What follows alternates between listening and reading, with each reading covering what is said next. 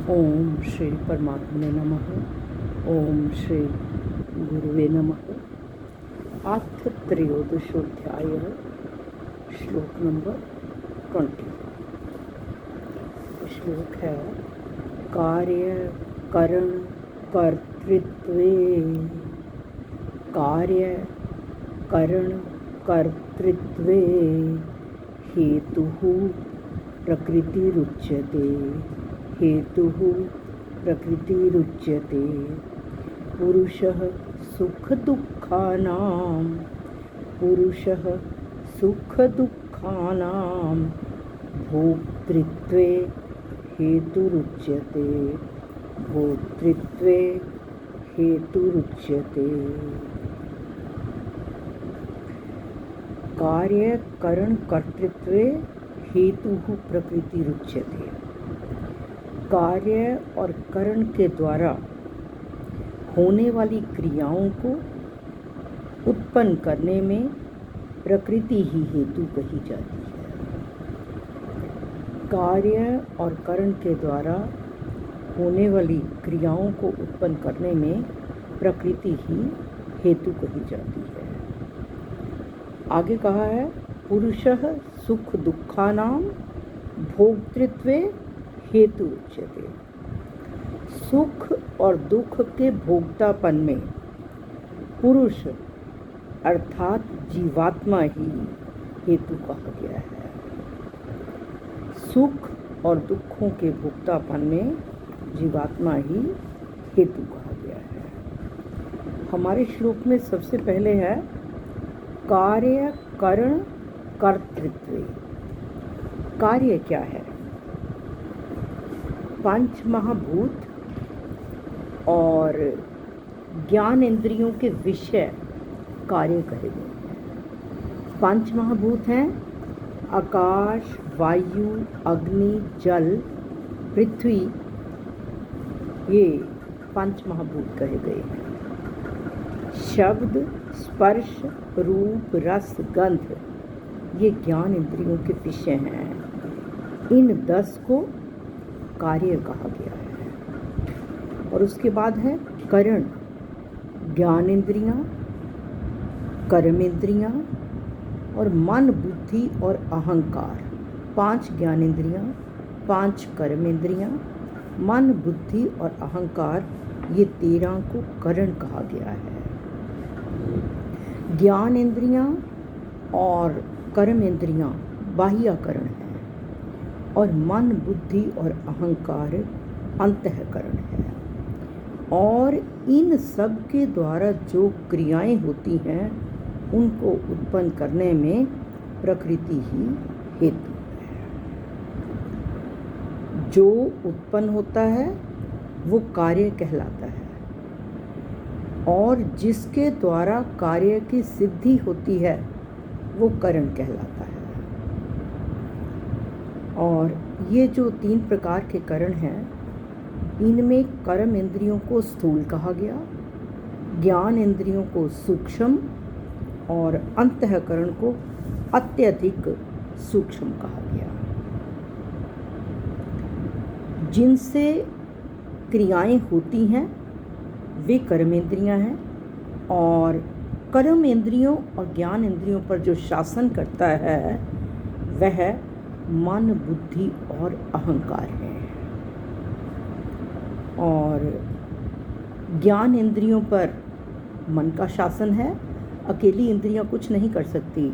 जब मन इनके साथ मिल जाता है तब ये इंद्रियां प्रबल हो जाती हैं। तो ज्ञान इंद्रियों पर मन का शासन है और मन पर बुद्धि का शासन है और बुद्धि पर अहंकार का शासन है। और मन, बुद्धि और अहंकार के बिना कर्म इंद्रियां और ज्ञान इंद्रियां काम नहीं करती। ये जब जीवात्मा शरीर के साथ अपना संबंध बना लेता है फिर वह स्वयं बुद्धि का मालिक बन जाता है और स्वयं कर्ता बन जाता है।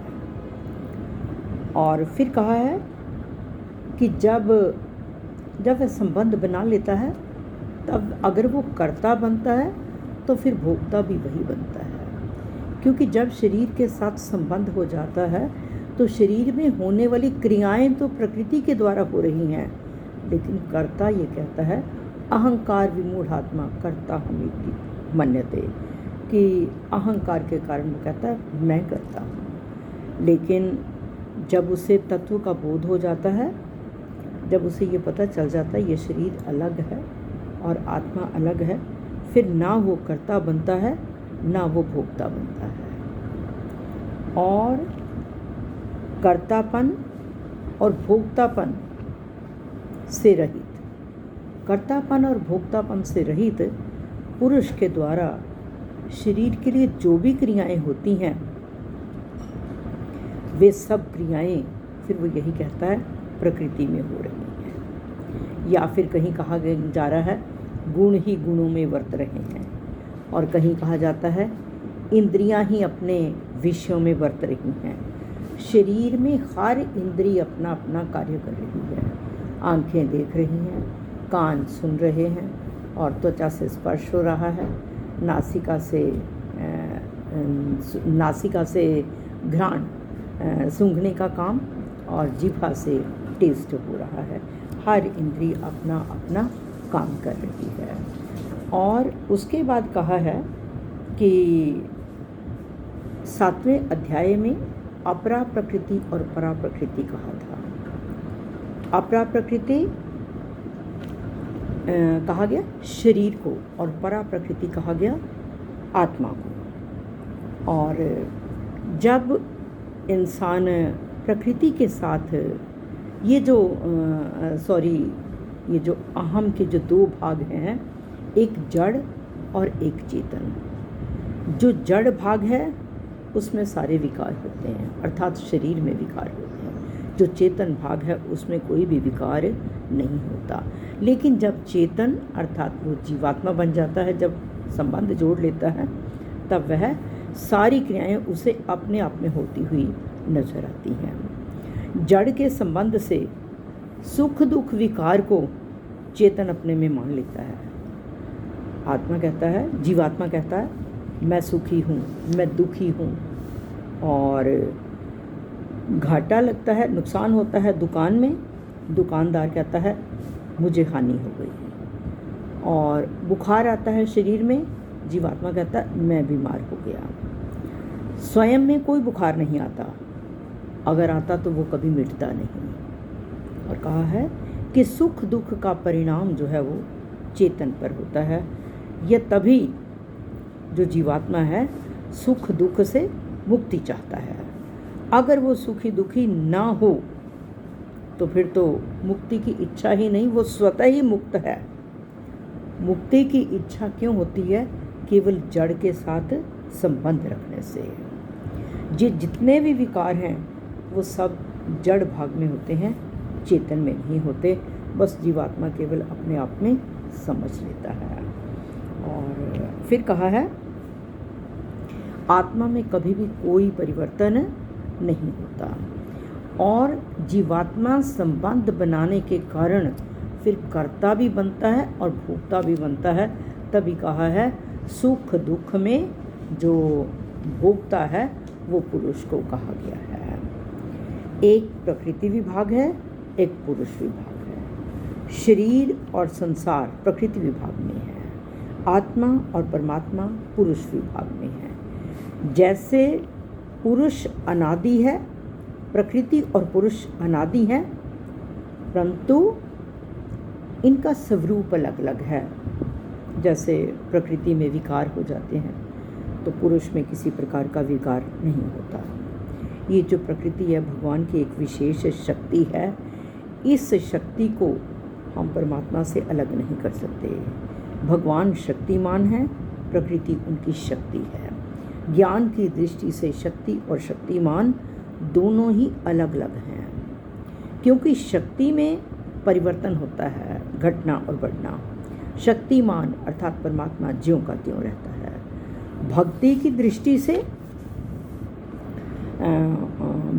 दृष्टि से शक्ति और शक्तिमान दोनों एक ही हैं, लेकिन शक्ति को शक्तिमान से अलग नहीं कर सकते और शक्तिमान के बिना शक्ति की कोई स्वतंत्रता नहीं है। ये शरीर और आत्मा दोनों एक दूसरे के पूरक हैं।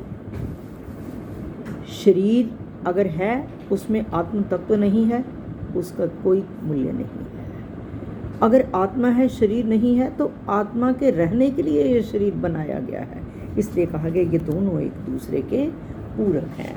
तो हमारा श्लोक यही कहा है कि कार्य और करण के द्वारा होने वाली क्रियाओं को उत्पन्न करने में प्रकृति हेतु कही जाती है और सुख दुख के भोक्तापन में पुरुष हेतु कहा जाता है। श्री कृष्ण अर्पणम अस्तु।